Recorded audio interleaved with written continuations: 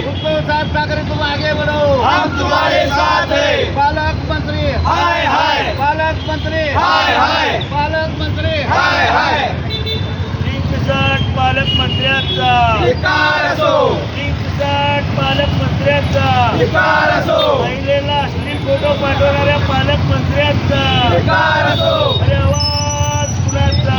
शिवसेनेचा छत्रपती शिवाजी जय भवानी, जय शिवाजी, आवाज कुणाचा? शिवसेनेचा उद्धव ठाकरे तुम आगे बढ़ो, हम टकराएगा, मिट्टी में मिल जाएगा, आमचे जो टकराएगा असलं पालकमंत्री नको बाबाळे, असलं पालकमंत्री नको बाबाळे, अरे आवाज कुणाचा? किसान पालक मंत्र्याच्या महिलाला, किसान पालक मंत्र्याच्या महिलाला श्रीलंकन पालक मंत्र्यांचा धिक्कार असो, धिक्कार असो, अरे आवाज कुणाचा?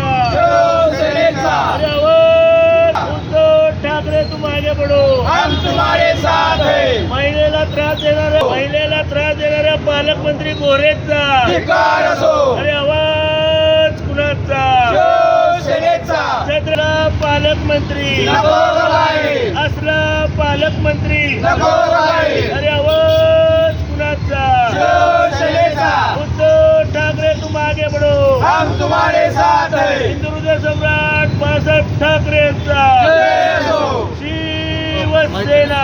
जिंदाबाद. पालकमंत्री मला जरा आव्हान आहे, हे दुर्दैवी पालकमंत्री आहेत.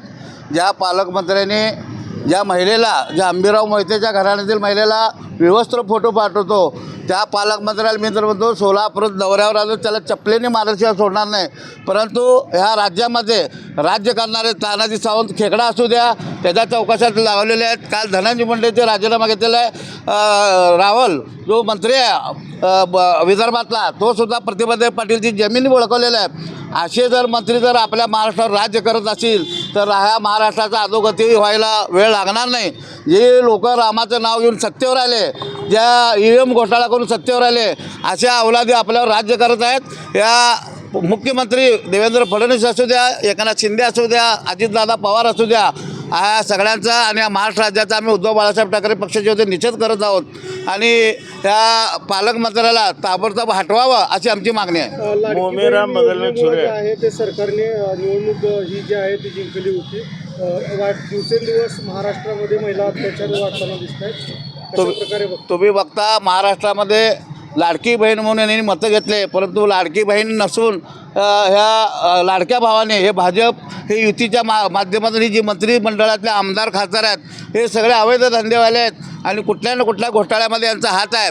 आणि हे लोक बघता तुम्ही आता स्वारगेटमधला प्रकार असू द्या, नागपूरमध्ये असू द्या, अनेक जिल्ह्यामध्ये महिलेवर अत्याचार होत आहेत. कुठलाही आमदार, कुठलाही पालकमंत्री रस्त्यावर महिलेसाठी येत नाही.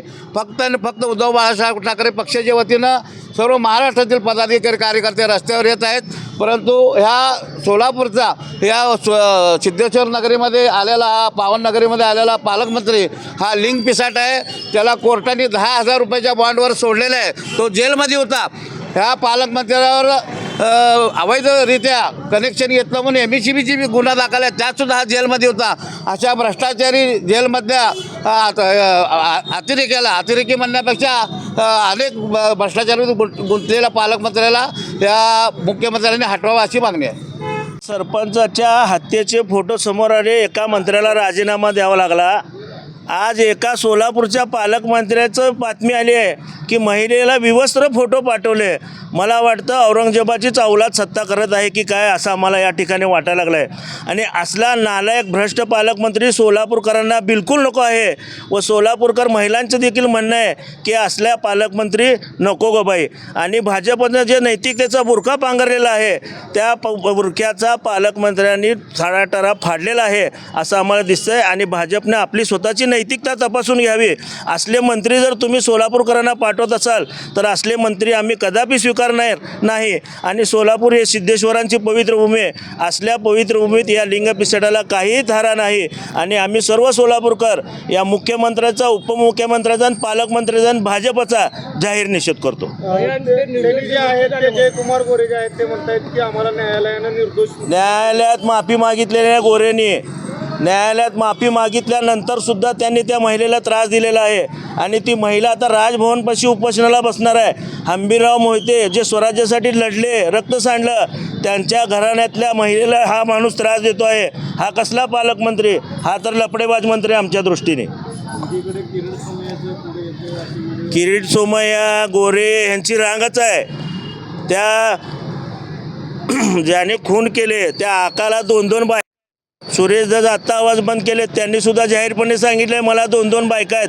ही 2-2 बायकावाली अवलाद आता आपल्यावर राज्य करते आहे. जनतेने जरा डोळे उघडून नीट बघावं अशी आमची अपेक्षा आहे.